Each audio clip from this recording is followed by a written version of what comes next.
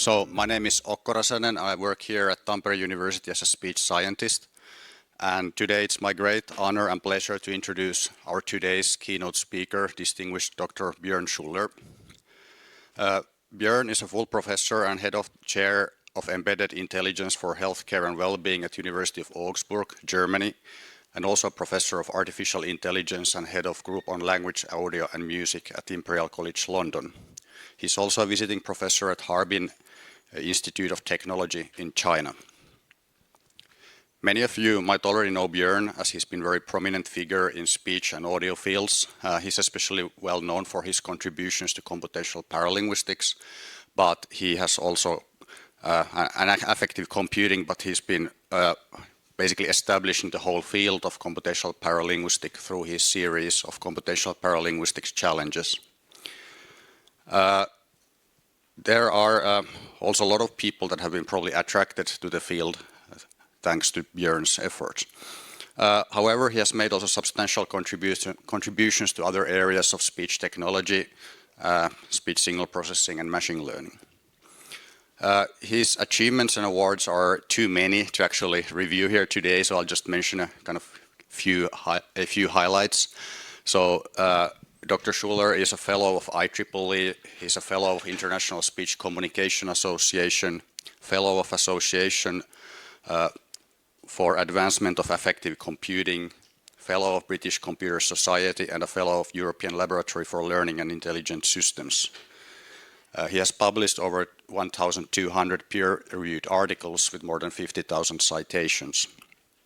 He is also co-founding CEO and current Chief Scientific Officer of AuDeep, a startup on intelligent audio analytics. Despite his impressive range of activities and achievements, he's been also an active member of the DCASE community. And today he is here to tell us about paralinguistic challenges, sound as seen through the speech looking glasses. So let's all give a warm welcome to Björn.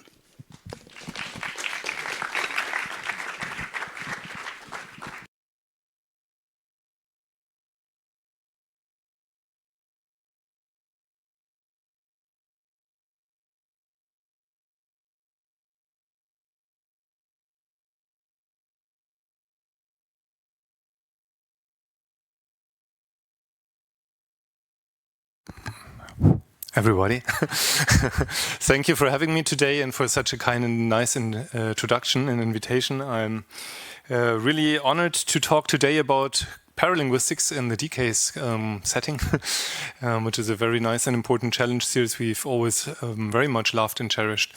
So paralinguistics means that we will be talking about speech and speech states and traits in particular. I want to show you how we could be doing this in sound. In fact, we have a big grant in Germany running on trying to do this, treat sound as if it were states and traits of sound sources. I have to tell you that we're not very far into this, so I'm mostly sharing ideas and our view on it with you and hope you can also find interest in that. The second part of the talk will be more technical, where I guide you through a bit of history of how we established baselines in the compare challenges, leading of course to the way we do it today and what is the best systems and approaches there.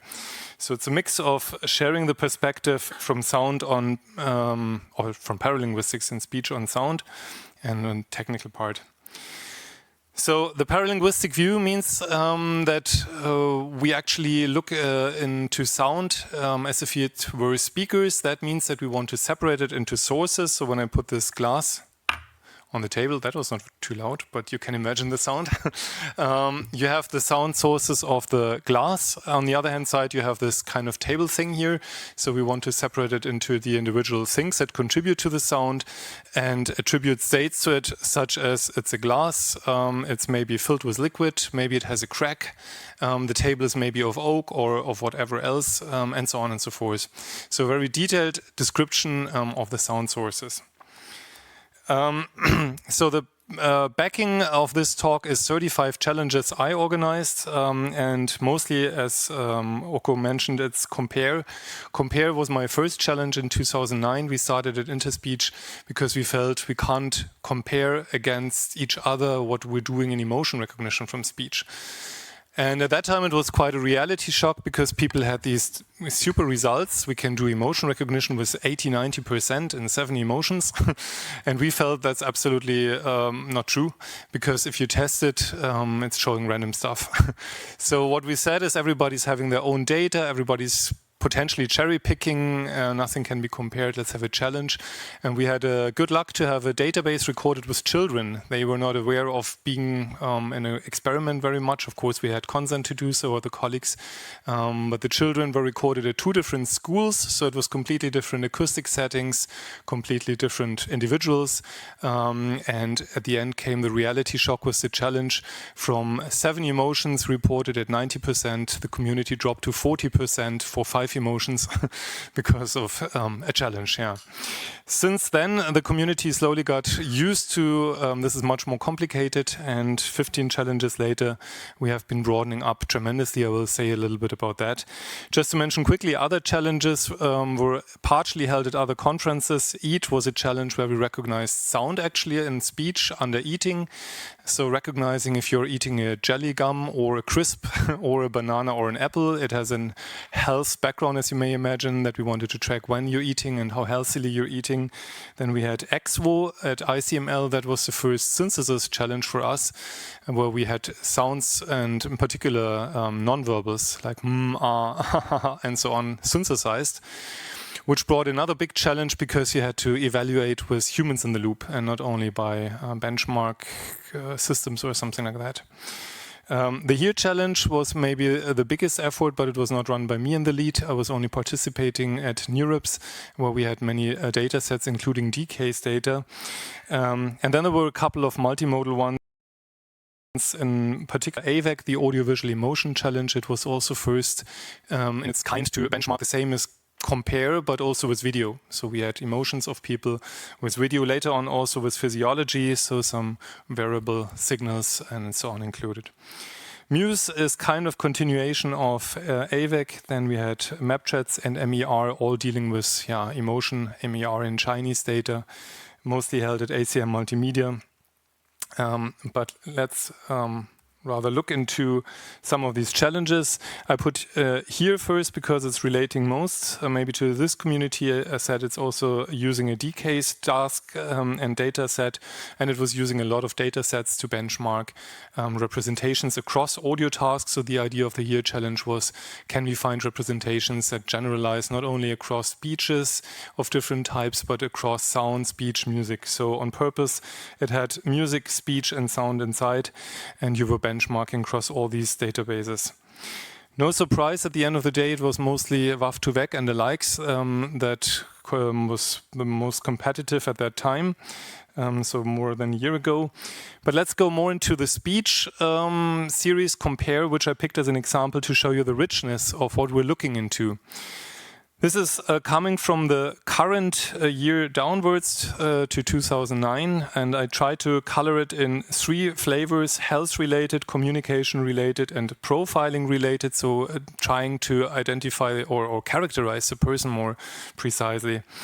And what you can see is results by the community's best effort, sometimes very low, as said, sometimes 40% is reality, but sometimes it's also higher, hardly ever above 90%, making it clear that the challenge always addresses realistic conditions. We want to have this run in the real world. Why? As you heard, I founded oDeering, an audio company, and we need to work in the real world. So it's speaker independent, noisy conditions, and real cross-corpus settings usually.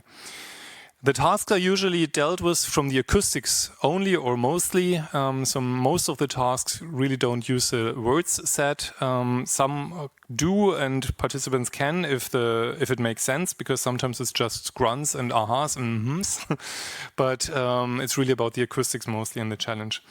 So this year we're having complaints and requests that's still ongoing. So again, from the prosody mostly, but you can use linguistics. And then we had vocalization, stuttering, COVID-19 recognition. That was a big effort for us because we thought we have to contribute in this crisis, that we do something good. And at the end of the day, you can see we had some roughly 80% recognizing COVID-19 from calf sounds versus other sounds. Escalation, meaning that an argument is building up breathing sounds, elderly emotion, if you're wearing a mask or not, again for COVID-19, Styrian dialects, so dialects and sleepiness, so a very rich selection of things that we have been looking into. Cold, snoring, if you're sincere or deceptive in your language, if you have Parkinson's. So I don't need to go into each one in detail, but you see it's a very rich selection of tasks across health, communication, and profiling, age, gender, and so on. That ultimately brings up the idea that what a human can hear, we want to hear, but sometimes we have been going beyond what a human can hear when we addressed, for example, the heart rate in paralinguistics outside of the challenge, but hearing, for example, down to 8 beats per minute correctly your heart rate if you have a reference material from you. Hearing the height of a person down to a few centimeters and the likes. So the idea is really to have a description of a person from the voice as richly as possible. Now, what does that have to do with sound? As said, we have a big grant in Germany now where we try to bring this idea to sound. And rather than an old school sound event detection or soundscape description, where you just say this is maybe an office or this is a lecture hall or something like this, we want to be much more fine-grained. That said, AuDeering has put together exactly such a very coarse description in the world's first AI-enabled headphone, where we switched these settings due to whether you're at a train station or in your school or things like that. So that was our reality at the starting point, and we want to become fine-grained. Now, usually I would say close your eyes and listen, but you're so disciplined that there is almost no sound except for my microphone making weird noises when I rattle with the table. So you could maybe hear things like these, maybe somebody's smiling, maybe somebody's typing, maybe there are some cars passing by, we don't even hear that, maybe somebody's writing and the likes. So many sound sources, and they can be separated even more than I'm showing here, as I've been giving you the example of the glass of water put into the desk by saying it's a cup, and the other part of it is maybe even the spoon on this picture here that is rattling on the undercup and on the table and so on and so forth. Now, the attribution of states and traits, like we do in compare, would then mean that each sound source gets its states and traits assigned. And maybe if you have the smartphone, you could say, first of all, of course, it's a smartphone, but you can say the brand, the model, you can say if the glass is broken and things like that.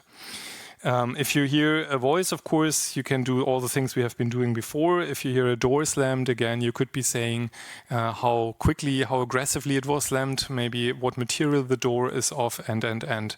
So the idea is really to do all these things we have been doing for voices for these sound sources. So that makes us think that we have to have very good decomposition into the individual sound sources. For example, here we have two guys in a garage working on a car, and you hear maybe after decomposition 2 power tools and a car engine that they're fixing. You also hear their voices, but then you have an interpreter, and maybe during higher level analysis you realize that something is missing or should be better separated. For example, isolate engine from other mechanical sources because you're realizing that there is different types of mechanical sounds. Or maybe diarize how many speakers there are. So in other words, audio diarization informed from higher level semantics. And then you have a higher level understanding. For example, you're hearing music and then you're seeing that it's rock music, but you're missing a bass drum because rock music should have that. So you go back into the decomposition and audio diarization, saying what is missing. And then you have one more sound source and say, here is the bass drum, for example. So overall, very strong decomposition with a source separation and audio diarization, denoising, feeding into an interpreter that has some crawling, reinforcement learning to learn about states and traits that these sound sources could have. That is, of course, exploding combinatorically because it never ends. What a chair could be made of, what a table could be made of, and so on and so forth. So this interpreter needs to constantly crawl web and knowledge knowledge databases to learn more about states and traits that sound sources could have, which leads into an ontologization, which kind of gives a structure to all of this. I will be showing in a second. That's curious, does a novelty detection in terms of dissecting sound more further than it did before, and tries to learn about sound and its characteristics, and then learns ontologies. We had envisioned crowdsourcing at the time to lead into better models. Maybe nowadays with large language models and other resources available, we have new ways of doing that. And then, of course, we have this higher level understanding that there's some zero-shot learning or few-shot learning to try to grasp new sounds that it has never heard before and be able to characterize it, because maybe it has heard oak sound from not a door but a table and things like that, and can generalize across different sound sources and their states and traits. That brings us to a few steps needed, and the first one is, of course, a very good audio diarisation, like a speaker diarisation. We now want to decompose into the contributing sound sources and not only separate, but attach which sound part comes from which source. And we're somewhat optimistic here. We say that's largely mission accomplished. You can get very good source separation, of course, these days, and you can also get good diarisation. Here's the first part of Museum. I'm showing how we started, and that was with openBliSSART, our non-negative matrix factorization.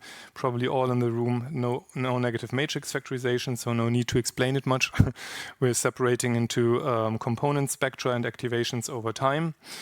And we can do this somehow initialized when we want to find bass drums or things like that, or we can do it completely unsupervised and get some good results from that.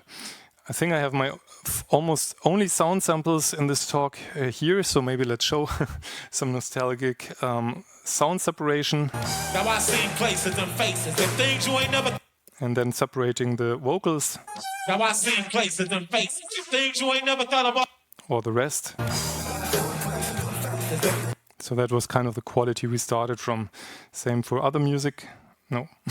Okay, then that brought us to Enhance, our current source separating toolkit and library. We're all sharing these open source, of course, and that is based on residual convolutional neural networks, where we have two asynchronous branches feeding into the network to do target context and interference context embedding. That means that we can say, focus on this speaker, for example, as a target context if I have a sample of your speech, and then this means that it's asynchronously feeding into the network that does the actual separation. You can also tell it what it should not focus upon, so the interference context, what should be removed. Enhance is an evolving library still, so here is one example only. There was a game where he dropped. So two male speakers overlapping at 0 SNR, same level, and we focus on one of the two. And there was a game where he dropped. And we leave on purpose the other noises. So the whole idea is that you can really selectively keep and delete things, and you can give examples asynchronously from offline or online examples. Next is the idea to integrate this more closely into the whole process and have a neuro-holistic training approach where we have a single loss function at the end together with our task to be accomplished, like audio source classification or things like that. I'm having a speech example here again, and that is for COVID-19 detection, where we try to do the denoising together with the actual recognition, so COVID-19 yes, no. You can see on the left-hand side a cold cascade with a single loss function, then a multitask learning with two loss functions, one for denoising, one for the classification, and finally an iterative optimization, so that's the same as in the middle, but we're not doing this separately, but we're optimizing iteratively. To our disappointment, the rightmost was the best in the end. So iterative optimization, we were hoping for the leftmost to be best, where we have a single loss function at the end. We have to probably rethink and fine-tune things a bit and hope to get better results with that. But the idea being, of course, is that at the end of the day, we want to be as neuro-holistic and as single-point optimization as possible in all of this state and trait attribution of sounds. Now, the next one we need is the ontology learning, such that we know what sounds could be and such that we develop a huge library of what could be states and traits. That's where we're really far behind, I have to say. Of course, there are some ontologies out there, but it's nothing that we can easily use for this big endeavor of assigning states and traits. Just to recap the idea, we have a sound source, we dissect it, and the ontology would be describing what it could be. The guys in the garage could be things like mechanical, environmental, living beings.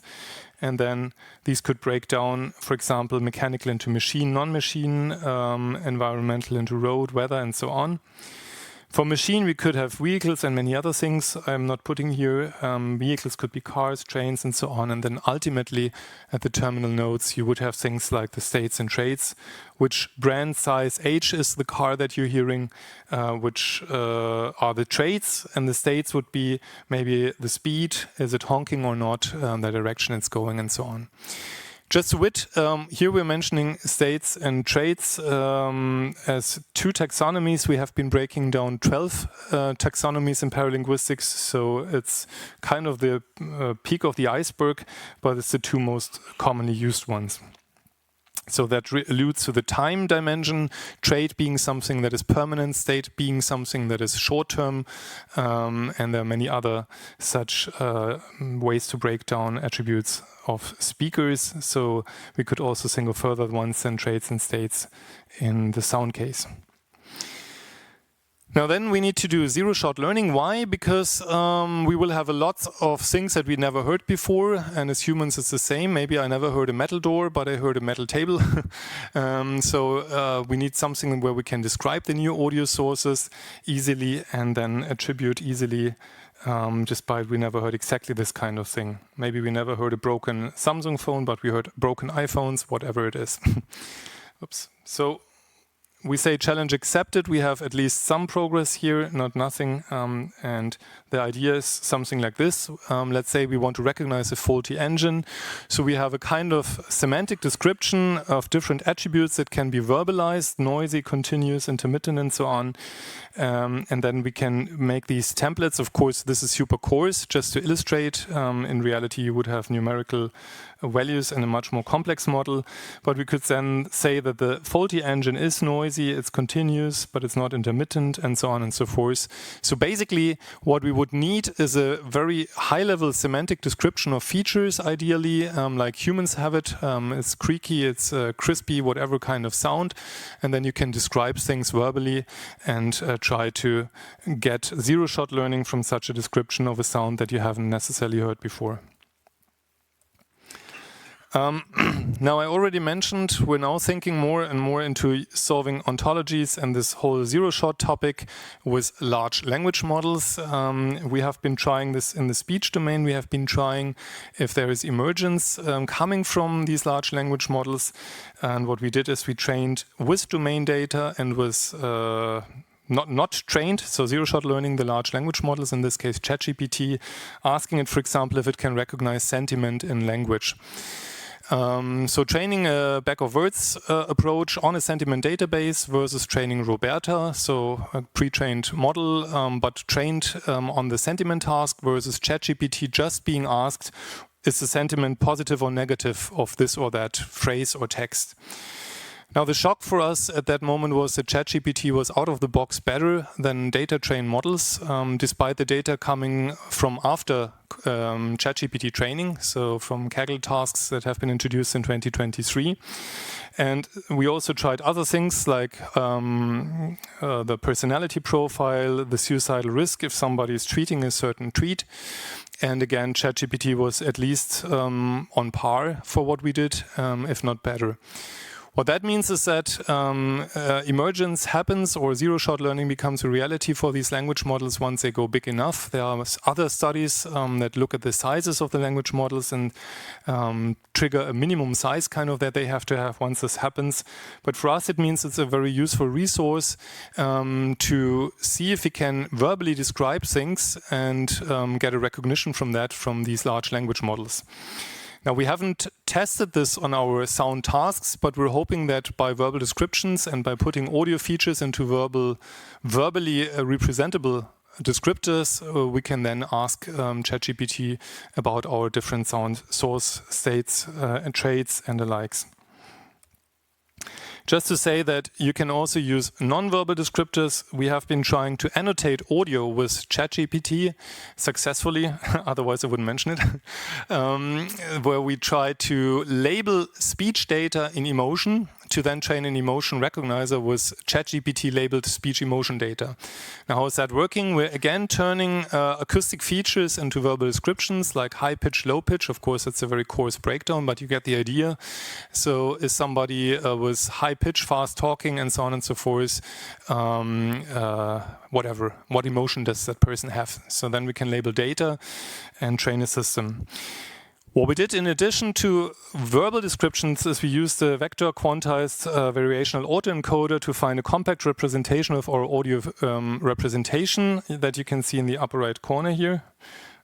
I'm not sure. Oh yeah, there I have a mouse pointer. So you see our vector quantizer here. This is an autoencoder from spectrogram to spectrogram, and this coarse representation with a few dimensions is also used and fed into ChatGPT in either a few shots setting or a zero shot setting, where we also tell ChatGPT these values to then have a richer representation of the audio than just our verbal descriptors. Now, we have been trying to train models with ChatGPT zero-shot learned and few-shot learned examples. And if you had only the text, it can, of course, from speech recognition already recognize the emotion. What is remarkable, however, if you look at these bars in zero-shot learning, is that if you add energy and F0, so just the loudness and intonation, you get a little improvement. And as we go also with the autoencoder, we gradually improve matters. So the acoustics here help. And ChatGPT can also help us in annotating speech from an acoustic perspective fed. So same idea now, of course, we want to see if we can use large language models in such a way that we use them to attribute sound sources with states and traits. And let me say that in the meanwhile, we have been using Bing Chat and Claude and whatnots, many other large language models to do the same things, often getting very good results and often shockingly good in the sense that we can't compete with them with our data-trained supervised small data models. What we also have been doing, though, is combine the responses of these large language models with our supervised models and, as you may imagine, get an increase in performance because they are complementary or synergistic. So that concludes the broad idea of using the idea of describing sound as if it were coming from individual sources in very richly manners, and using maybe ontologies or things coming from large language models to do so, and a whole lot of zero-shot learning put together with audio diarisation. Now, I wanted to talk a little bit more about the technical side of things, and that is maybe characterize the evolution of how this goes by Jelinek's quote in a slightly differently colored manner. Jelinek said, every time I fire a linguist, the performance of the speech recognizer goes up. That is at least said that he said that. There's discussion when and where and how exactly, but let's go with it. I use it similarly, saying every time we fire an expert, the performance of the recognizer goes up, as maybe the history of the challenges I organized. So the less human we have in the equation, the better the performance, it seems. And this is what I'm going to sketch now, coming from our human in the loop start to, at the end of all of this, almost no human in the equation anymore. So we're starting with handmade, and that's also nostalgic for me. It's kind of where I started my career into audio, and we had hand-engineered features, of course, and some easy examples are DFT magnitude spectrum, meal bands leading to MFCCs, the magic holy grail of audio, and shockingly good in many moments, even classified emotion from speech when we thought we have to be prosodic. MFCC often was just better. Leading into brute force, and that was our openSMILE toolkit. We were a little bit frustrated that there was no comparability, not only in the sense of the same data, but also in the same sense of the same feature extractor. People were writing they're using pitch, but pitch can be anything in terms of how you extract it and in terms of the quality you're getting. Same, of course, for all the other higher level or more complicated features like formants and so on and so forth.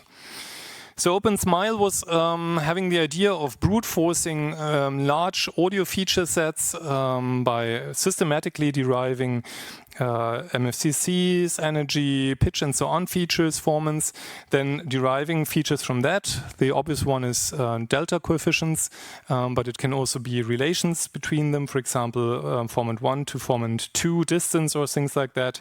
So you're deriving from the low-level descriptors, and then maybe you do some filtering like smoothing or alike. That is where you fed and those days into recurrent neural network, LSTM or whatever, or a hidden Markov model even at the beginning.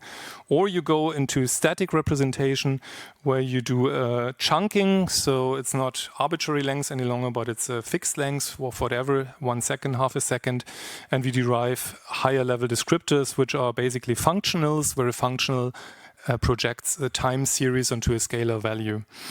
And those were, for example, extremes, means, percentiles, and so on. And you can do this, again, hierarchically. So, for example, means of extremes and things like that.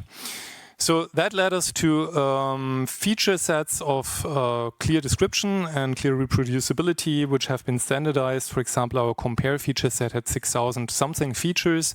And we had a very small one, the GMAPS feature set, with some below 100 features. So for different purposes, different sizes of standardized features. Then we already thought we should have data injected to make the representation of the audio somewhat adjusted to the problem at hand in particular. And the easy way to do this was using a bag of words approach and vector quantize the features we got from openSMILE. That is open crossbow because it's open across representations bag of words. And what you do is you have your feature vector coming, for example, from openSMILE here.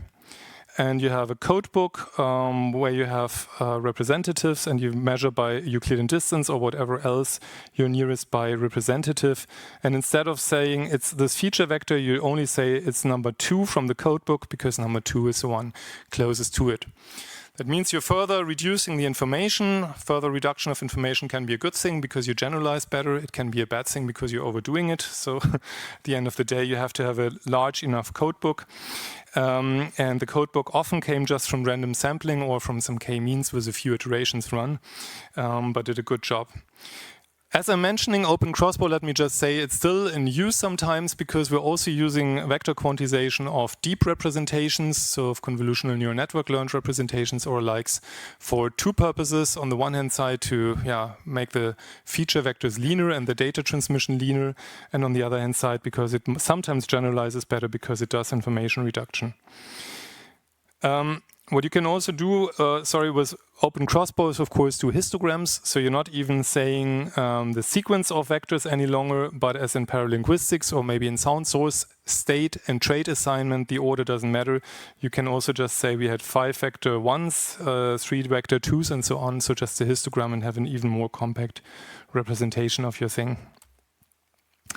Then in 2016, we introduced first in our field at least in speech analysis end-to-end learning, with the idea of finally becoming a reality to go from the raw audio and not have any kind of representation. I've been dreaming of this since actually the start of my career, but computer vision gave a great example from convolutional neural networks. And what we did was similar to the lower stream you can see here for a vision with a VGG or ResNet or whatever, try to make an audio convolutional neural network do the same thing. So feed it with the raw audio and then learn the representation. What we did was very much feeding or fed from the idea of the openSMILE approach, because we said we have framing at whatever 20, 30 milliseconds window width, shifted forward every 10 milliseconds. And then we do these larger audio windows and derive statistics from that, maybe at half a second or so. So basically, we took a convolutional layer which was chunking the audio in 10 millisecond slices or even 5 milliseconds to be a little bit more aggressive. And then we had the second layer agglomerating over half a second of audio. So we're trying to reconstruct the idea of low-level descriptors and functionals. That gave us, we were hoping to have similar results as with our openSMILE features, and we were completely blown away by being twice as good. So we were sure we made a mistake. We checked it 1,000 times perceivedly, and there was no mistake. It was just modeling things much better. But of course, it was highly dependent on the task and the data, because we trained it with comparably little data. It was, however, also highly susceptible to the architecture we learned, because when we entered a third convolutional layer, we got much better.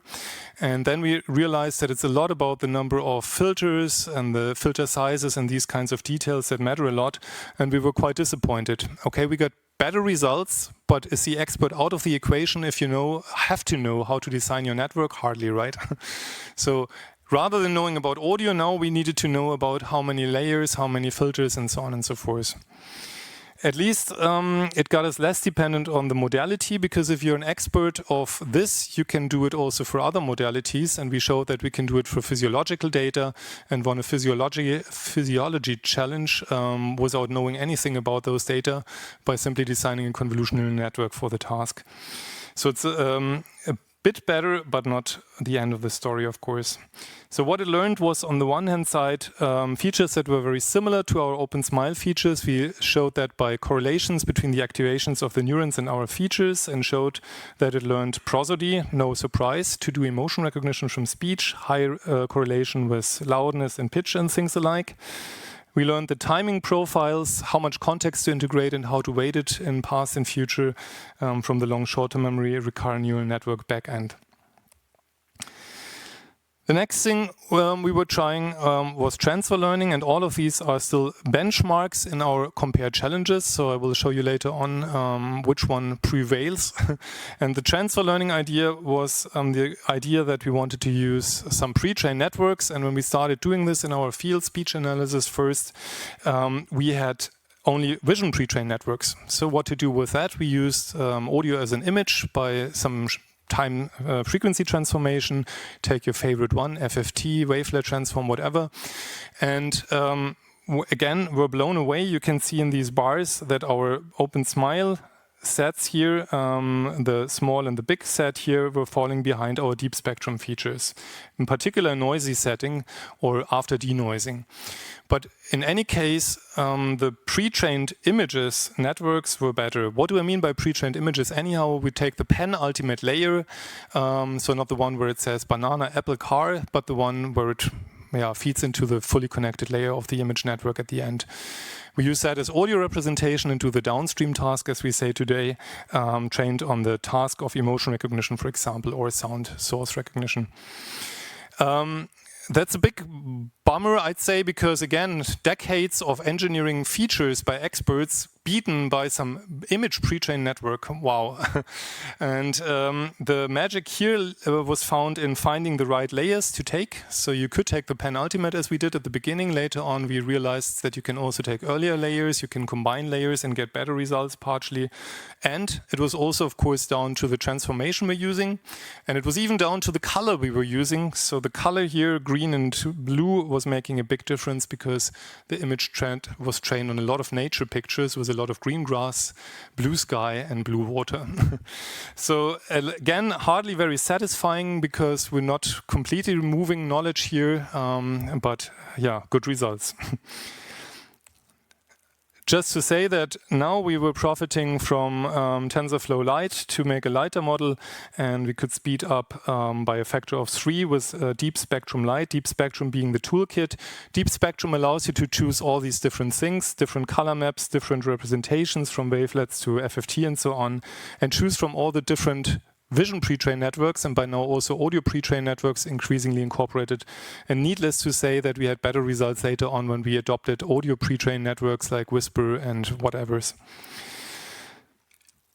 Next up was sequence-to-sequence representation learning. If we can do it with convolutional neural networks, can we also do it with recurrent neural networks? And we simply used a sequence-to-sequence autoencoder with the final state of this RNN encoding the sequence and then feeding into the decoder and using this learned representation as our features. Later on adding attention, of course, and whatever was trendy. AuDeep is the toolkit that we're still using in the challenges and in our research to do sequence-to-sequence learning for encoding audio features that way. It also gave good results. We, amongst others, tested it on DCASE tasks, but not as participants, but just offline, and had, again, good results. Then, quite a while ago, we started to see if we can copy our features with a neural network. Today, you would say this is self-supervised learning by some. This is used systematically. We were just curious if somebody can steal our intellectual property from ODeering, namely openSMILE, by training a neural network. Now, we finally also published it, appearing only this year. But what we did is we trained neural networks on different audio databases to imitate our different features. And what you can see in the images, the red curve, of course, the original openSMILE output, the blue curve each being our neural network imitation from that. So you can see it's not perfect, and it's a matter of training on loads of data, and it's highly data susceptible. But the big advantage, of course, is that once you did that, you can fine-tune. You can change your features with the data that you're working on. So it's like pre-training in a much more guided way, copy somebody's feature extractor. And of course, it's also giving you the ability to steal somebody's feature extractor. So if you don't want to pay them, why not use arbitrary audio, get the outputs of that feature extractor and train a neural network. So that was another shock to us as a company. Not only don't we need our feature extractors anymore, but if somebody wants them, he can simply copy them. That led to the idea of adjustable features, and adjustable features means maybe it's too much effort to train everything from scratch. You need a lot of data. Why not only train some parameters of the features?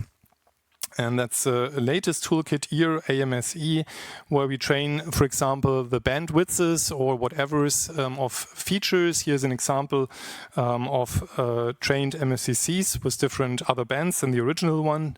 But of course, you could train certain parameters of features, adapt only those, rather than doing the whole thing and lose control entirely.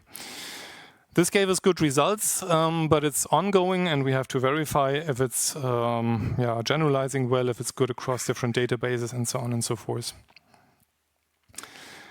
Finally, coming to self-supervision, and of course, that's our dominating thing at the moment. As said in the challenges, what is winning is WAF to VEX to Whispers to whatnots, with large data trained PANs maybe. Models trained on data in large style, similar to the language models, and you can do different things in self-supervised learning, such as predicting the next frames or masking something and trying to predict what has been masked in which way. Many different flavors of doing this, using some contrastive loss, for example, or whatever is covering certain areas in the spectrogram only in time or in time and frequency, trying to predict the completed spectrogram or just what was missing and so on. So many different ways of self-supervised learning to entertain a neural network by itself on large audio data. PACE being the one that is closest to what I've shown in terms of feature copying, where you just try to imitate traditional feature extractors to train a neural network as an audio representation. We have put together a survey which you can find also for free on arXiv. Probably the patterns one is also accessible. And at that time, we have been looking into different such approaches in terms of input format, raw waveform, or also log-meal spectrogram, constant Q transforms, so different representations as a starting point, not always raw. Different encoders like ResNet, CNNs, transformers, different loss functions, and so on, and different points where they have been inspired from computer vision or language, or simply directly putting this first time into place. You could use this as a mix and match template, of course, to make your own one, but it unfortunately comes at big computational resources. And then what we have seen in our field is a massive boost by these, in particular in emotion recognition for valence. So what you can see is arousal, that's how aroused I am, whereas valence is how negative or positive I am, right? Valence is very difficult usually from voice acoustics. We always called it the valence gap. And the transformers self-supervised pre-train were completely leveling out the valence gap. You can see on this database was a convolutional neural network not working at all to competitive results with a human. Even if you don't bother the numbers, just trust me, it's really working very well now with valence. We're finally there where we can put a recognizer next to a TV and get reasonable valence results. Why is that so? On the one hand side, they have a much better representation in terms of separation of what we want to separate and what we're not after. So our CNN was clustering by everything, by the database, by the gender, by the speaker, and also by the valence, whereas these representations were really focusing after fine-tuning on the target task and not distracted by other aspects, latents. The other thing why it worked so well, and that's the reality, is that they have been trained to predict the next frames, and the next frames at some point encode linguistics, because at some point they're modeling the words that have been said, and linguistics are very good in determining valence. So really what they did, and we wrote some particular papers on the analysis of that, by neutral synthesized sentences with the right words inside, the transformers still picked up the valence. They are really going after the verbal content. But that might be good also for the sound source and states and traits to be seen. Nowadays we have loads of large audio models available. Pardon me if yours is missing. We just put another survey out on Archive where we try to summarize the large audio models and go from WAV to VEC 2.0 to whatever, music, LDM and so on. And some of them are really big data trained, like Whisper, trained on 70 years of consecutive speech. That's more than any human hears in their life, because you have to sleep and you don't hear speech all the time. So it's a complete different story from the sizes of data we usually had in our studies and in our challenges in particular. They are being used across all sorts of tasks nowadays, from speech synthesis to music generation and so on. Of course, there are different flavors and kinds of these large audio models as part of the foundation model family, being marked by being trained on very big data, being very large in terms of parameters used and often deployed by the big companies, because their training consumes too much energy and costs for you to do it at your academic chair. In this overview, you can also see a little bit of the data sizes. Some of them are comparably small still, it's like 2,000, 6,000 hours for speech recognition. Some are really large, like Whisper said. I just took an excerpt here. So they clearly vary in size and quality, but are in our challenges usually beating what we have been doing so far. Different tasks involved. Now I wanted to introduce one more thing as a representation that we are having last into our game. That's Barlow audio twins. And audio Barlow twins comes from, of course, Barlow twins, and the idea being not to contrast with something that it is not, because you can always find zillions of things that something is not, but rather what it also could be. So we're learning representations by showing how something could also be, rather than by showing what it is not. And that means that we have an encoder-decoder architecture. Of course, you could use a recurrent one, you could use a non-recurrent one. And again, the representation between encoder and decoder is our representation for the downstream tasks. So again, we're coming from input to input, but what we're doing now is that we're augmenting the input, and we're learning to map also from input to augmentations of audio. What we're doing is things like frequency masking, time masking, amplitude changes, and so on. So many different ways of augmenting the audio and learning sort of in the representation how an audio could be otherwise. What we saw is that you can't use this in music so reasonably with some augmentations, because if you make it pitch invariant, obviously that's not a good idea for music representation. You have to be careful how you augment, but we got improved results across many of the here challenge tasks with the audio Barlow twins by making the representation robust against augmentation, or by that invariant to certain alterations that you have in the data. So what is finally best of these different things I have been showing? And the answer is very frustrating. It's we don't know.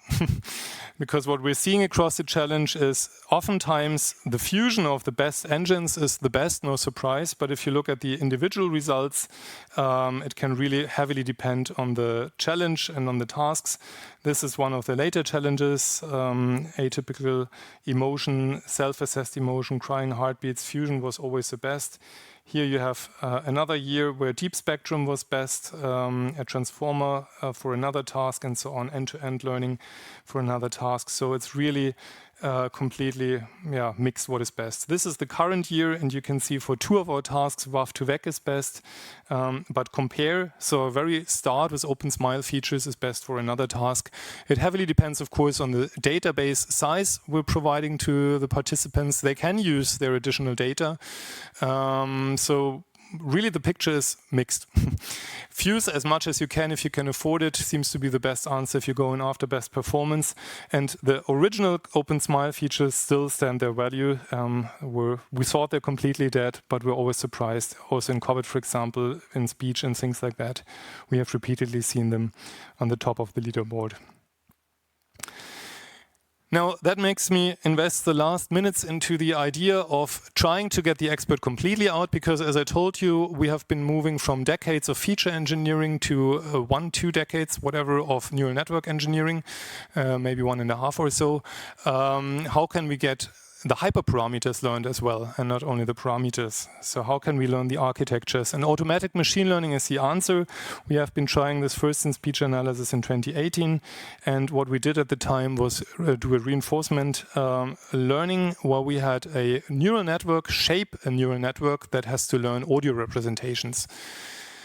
Sounds good. You can choose how many neurons in a layer, how many layers to use, which type of activation function to use, and it is taking as a reward the performance of the network it shaped, which makes sense, right? And from that learns how to shape the neural network. We had better results than any manually crafted neural network in the compared 18 crying challenge by this reinforced neural architecture search.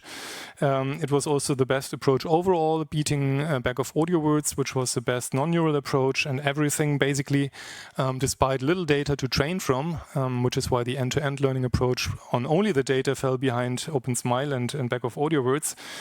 The bad news, however, is that wait a sec, did we really exclude the expert, or are we still having a network that shapes other networks? So we still have a network that shapes other networks, and we didn't fully exclude the expert, but at least it's better. We have to know much less. The other caveat to be made is that the network we shaped was fairly simple. It was not a combination of a convolutional neural network and an LSTM network with loads of hyperparameters. It was still fairly simple. We now revisited this whole thing with DARTS, a neural architecture search approach that is very efficient. Much fewer iterations and much more complex networks could be learned. So we have actually been shaping a convolutional neural network that feeds into a long short-term memory recurrent neural network, as we have been doing in our 2016 first end-to-end learning approach. And what you can see is speech emotion recognition results on the right-hand side with a CNN with handcrafted engineering versus the NAS, so neural architecture search, automatically learned topology, which is much better. You can see that shaping both the CNN and the LSTM is a little bit better than just shaping the CNN. It's not too pronounced though, but everything is much better than the hand-engineered topologies we had. So in short, DARTS gives us good results for our tasks, being shape a neural network that learns audio representations and shape it automatically and not by our ideas. So far it looks like really the more we exclude expert knowledge and the more we go from the data, the better it is. That brings me to summarize what I have been showing to you, and that was about sound seen in a paralinguistic view, meaning that we dissect it and diarize it into its sources, very fine-grained, remember this glass, into the glass, the liquid inside, the tablets put upon, everything contributes to the sound source physically, to the sound, sorry, and we want to dissect it into the individual parts of it and attribute things to it, like is the glass broken, what material is it of, and so on and so forth. And in terms of audio modeling, I've shown a shift of intelligence into the representation, quickly showed learning also of pre-processing, in particular the audio diarisation, hopefully neuro-holistically, including the learning of architectures that best do this job with a neuro-holistic optimization. And upcoming for us now is Emergence, where we hope to see the exploitation of large language models also included in the equation for all our ontologies and for describing sound verbally, and partially mixed with whatever vector quantized or other ways of numerical description of audio features fed into increasingly multimodal large data trained models. With that, thank you much and great to be here again. Thanks.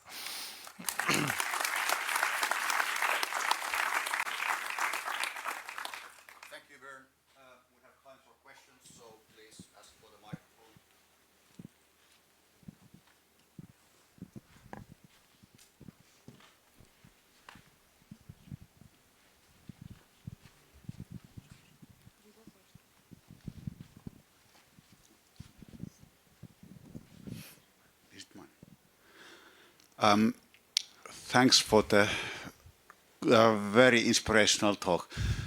How do you see the synergy? Because you've been working on different fields on speech paralinguistics and also DCASE things, and even within those we have many areas. So how do you see it then? How knowledge, for example, from human voice can be transferred to analyze non-speech voices, vice versa, or, for example, if we consider like non-speech sounds, so how knowledge from some machine sounds could be transferred to some bioacoustics, because there is so many different kind of domains even within audio. Thanks a lot, Thomas. As shown in the transfer learning from computer vision pre-trained networks to audio, we have been going quite far in pushing the limits of transfer learning. And across speech, music, and sound, we have repeatedly tried this, for example, recognizing emotion in sound. And we repeatedly found that there is a common perception coming from the human across these. So we could use speech emotion recognizers to somewhat reasonably well attribute sound emotion and vice versa. So we're often treating these as if they were highly related. And of course, speech and emotion perception, everything is somehow coming from human perception of sound anyhow. We're using them by commonly trained models, but then of course music often stands out as it is quite systematic and human-made. So it seems to be working better for sound to speech for us than to music from any of the other two. Yeah, and then we hope to have better models to consider these together, but we have also very often taken inspiration from approaches outside from language modeling, from vision, which we try to bring into the game. Thanks. Yeah, thank you for the talk. I have a question regarding, at the end you say, well, we don't know which system is best. So for me, there is a problem in terms of what we define as best, because, for example, in medical science, they care really about the notion of confidence, whereas in our community, we compute an average number, which is our figure of merit, and we rank system like this. And we don't have any, most of the challenges that I know, we don't have any confidence interval, we don't do statistical testing. Do you think it's something which is not relevant for our community, or is it only due to the fact that we are not educated to that, and it could be useful for example, knowing that, okay, those two systems are, one is better than the other, but when we look at the distribution across, I don't know, the eval set or whatever, split into, I don't know which folds it's meaningful to regarding to the task, do you think that it could be, that it could allow our community to get better insight on the performance of the system we use? Yeah, thank you for a very important question indeed. My personal feeling is that my partner, who is a psychologist, is much better educated than me on all the effect sizes, confidence intervals and the likes. The community has made a big push. I think COVID has helped a bit because we were forced to report confidence intervals when we wanted to publish about this. But now we have also ablation studies and things like that seen much more repeatedly.